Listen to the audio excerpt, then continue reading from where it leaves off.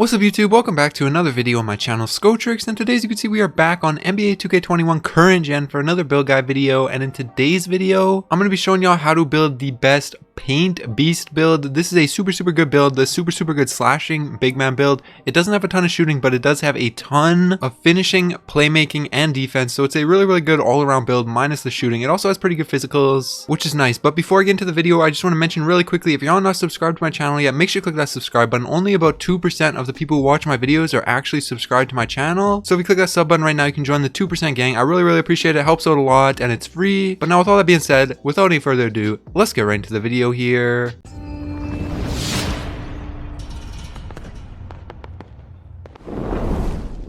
Alright, so in this first screen, nothing really matters too much. The only thing that's important is you want your position to be a power forward, the hand, jersey number, name, none of that matters. You can set that up however you want. Then you want to go ahead and click continue. Now for the skill breakdown right here, the pie chart, you're going to want to go down to the blue and red one. This one right here, this is the perfect pie chart for this build, one of the best pie charts in the game. As you can see, your finishing and defense stats are already looking amazing with this pie chart, but they're going to get so much better as you go through the next few slides. So this is for sure the one that you're going to want to take right here, the blue and red one, defense and finishing. Go ahead and say yes. Now for the physicals profile right here, you're going to want to go ahead and take this top one, majority speed. And the reason you take this one rather than the balanced one is because you're going to want to have a little bit of speed. So you're going to want to take this, but you are going to raise the weight to get your strength up, whereas this one you would have to lower the weight to get your speed up. So the reason why this one is better is because, well, they both will come out the end in the wash, but by choosing this one and bringing your weight up rather than bringing your weight down, you increase your interior defense higher. So hopefully that makes sense. It's a lot better to just take this one. You'll end up with basically the same physicals in the end, but you'll get more interior defense because you'll have a higher weight. So that's good. That's the reason why you take the pure speed pie chart right here. Go ahead and say yes. Now for the attribute and badge distribution for this build, first off for the finishing right here, you just want to go ahead and move up your close shot, driving layup, driving dunk, and standing dunk all the way up to max, and then you can actually move your close shot down 2 and keep those 23 finishing badges. If you move it down any further, you go down to 22. You don't want that. You want to make sure you have 23 finishing badges, which will be more than enough. I will show you how to put on the badges at the end of the video, but 23 will be good. Then you want to actually skip shooting. You don't want to upgrade anything in here. You can only get your 3-pointer up to a 50, mid-range up to a 62, so those aren't even going to be good enough to be able to shoot consistently anyway, so there's no point in upgrading them. Instead, you're just going to want to get as many badges as possible in the other categories. So then you can go down to your playmaking right here. For playmaking, you want to max out pass accuracy, ball handle, and post moves. And then similar to finishing, you can actually move your post moves down 1 and keep those 13 playmaking badges. If you move it down any further, you go down to 12. Don't want that. So 71 post moves with these two right here maxed out. That's how you're going to want to set up the playmaking right there. Now for defense, first for interior defense, you're going to want to go ahead and max out this. Then just skip perimeter and lateral for now. You're going to come back to those. But first you want to max out steal, block, and both rebounds just like this, and then you can go back up to perimeter and lateral right here and put your remaining attributes into these. It doesn't matter which one you put them in. I like to kind of split them up between the two, so I'm going to put the perimeter up right here to a 60 and then the lateral to a 55, and that's the perfect way to set it up for me. That gives 22 defense badges, which again will be more than enough. You're going to be a super good defender with this build, so don't worry about that. And now they give me the update required, but that's okay, we can push through that. Then once you have all of your attributes and badges looking like this, you can go ahead and say continue. For the body shape, this doesn't matter. You can choose whichever one you want. It won't affect the build in any way. All it does is change how the build looks. And that's really not a big deal. You can choose whichever one you like the look of the most. For me, I'm just going to go ahead and take defined. But again, choose whichever one you want. Won't affect the attributes or the badges. Then go ahead and say yes. For the height, you want to stay right here at 6'9". If you move this up too much, you lose a bit of speed and you lose a lot of finishing. You don't want that at all, so you don't want to go any higher than 6'9". If you go any lower, you start to get a little bit short for a big man. I mean, 6'8" is tall enough, but your rebound and your block goes down. I know you can't see it because the update required right there, but your rebound does go down quite a bit, and you also don't gain too much finishing. So there's really no point in going down to 6'8". Just not worth it. 6'9" is the perfect height for this build. Go ahead and say yes. Now for the weight, you're going to want to go ahead and move this up to 251 pounds right here. You can see this does move your driving dunk down 1. Don't worry about that. You can still get the slashing takeover. You'll still get every single contact dunk, and that will even go up even more than where it is right now in the next slide when we go through wingspan.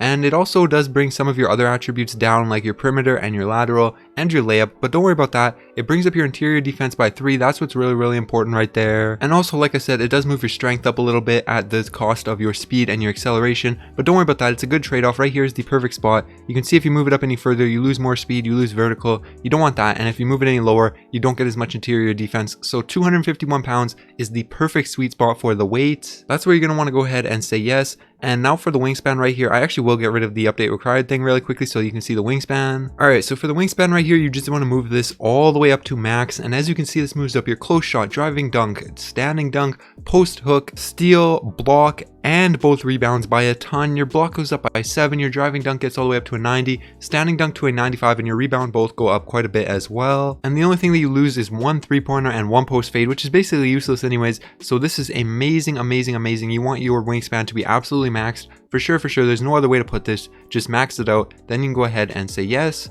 Now for the takeover right here, obviously a little bit of personal preference. You could really choose whichever one you want. Obviously, I would assume that most people will want the slasher takeover so that they can dunk on people, but the glass cleaner and the rim protector are both also good. I think the slasher is the best, then probably glass cleaner, then probably rim protector, but it really does depend on your play style. But for me, I'm going to go ahead and say slasher, yes, and as you can see, boom, Paint Beast, shades of Sean Kemp, Zion Williamson, and John Collins. So that's how you make the build right there. Now, like I said, I'm going to take a quick second and show you how to put on the attributes for the badges, for this build. This will only take a second. I recommend you stick around for this. Hopefully it'll help you out make the build as good as possible. And here's the final attributes so that you can see right here if you want to pause the video and take a screenshot.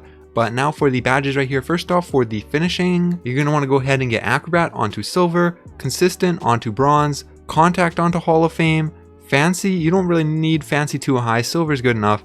Lob City Finisher onto Hall of Fame. Then you want to get Slithery onto Hall of Fame, Relentless onto Hall of Fame, Cross Key Scorer onto Bronze. And then you can put either Putback Boss or Showtime onto Bronze with your last badge right here. I'm just going to go ahead and put Putback Boss. Go ahead and say yes. Obviously, there's a bit of personal preference for that, but that's a good way to set it up consistently for every single build. Now for the shooting badge right here, I'm going to go ahead and get Slippery Off Ball onto Bronze just like this. This badge is actually going to be pretty hard to unlock because you don't even have your free throw upgraded or anything, so it's going to be hard to get shooting badge progress, but you can do it. And once you do, you're probably going to want to put on Slippery Off Ball. This is really more of a finishing badge. It'll help you get around people when you're cutting to the rim for lobs, which is really good because there's no contact alley-oops in this game, unlike 2K21 Next Gen. So you don't want to have contact when you're running to the rim, otherwise you're just going to jump up in the air and not even catch the lob, not even try to catch it. So Slippery Off Ball is the best badge to put on for shooting. Since you can't shoot anyways, you might as well put on a badge that will help you finish more consistently. Go ahead, say yes. Now for the playmaking badges right here, first off, I'm going to go ahead and get Downhill onto Gold. This is a super underrated badge for a build like this. If you get the rebound, you can run in transition. Remember, with your Gatorade boost and your base speed, especially when you get over 95 overall, you're going to have about an 80 speed. So you're going to be super fast for a big man build. And if you have Downhill, you're going to be that much faster. Then you're also going to want to get Needle Threader onto Silver, Unpluckable onto Gold, Bailout onto Bronze, Break Starter onto Bronze, and then Quick First Step onto Gold, just like that. This is the best way to set up the playmaking badges for this build. Go ahead and say yes. Now on to defense right here. First off, you're going to want to go ahead and get Brick Wall. If you're setting screens, I'm not really going to be setting too many screens with this build, so I'm not going to put on Brick Wall, but if you are setting screens, you're for sure going to want this, so put that on. But then you can go ahead and get Rebound Chaser and Rim Protector both up to Hall of Fame. Those are both super important. Then you're also going to want to get Intimidator all the way up to Hall of Fame, Interceptor onto Gold, Clamps onto Bronze, which is good enough, then Heart Crusher onto Silver, just like that, Worm onto Bronze, which is a really underrated badge at Bronze. It's good enough at Bronze, you don't need any higher than that. Then you can go ahead and get Pogo Stick onto Silver and Box onto Bronze, just like that. This is how I'm going to go ahead and set up the defense badges for this build. Again, if you're using this build as a screen and roller, then you're going to want Brick Wall. Other than that, you don't really need it, and this is the best way to set it up. So I'm going to go ahead and say yes. And there you guys go. That's how you build the best Paint Beast build in NBA 2K21 current gen. Hopefully you enjoyed the video. If you did, make sure you like, subscribe to my channel if you're new. I upload daily NBA 2K21 content, build guides, jump shots, tips and tricks, all that. And I also stream on Twitch. My Twitch link will be down in the description below. And remember, like I said at the beginning of the video, only about 2% of people who watch my videos are actually subscribed to my channel. So make sure you click that sub button right now so you can join the 2% gang. But anyways, that's going to be it. All right. Peace.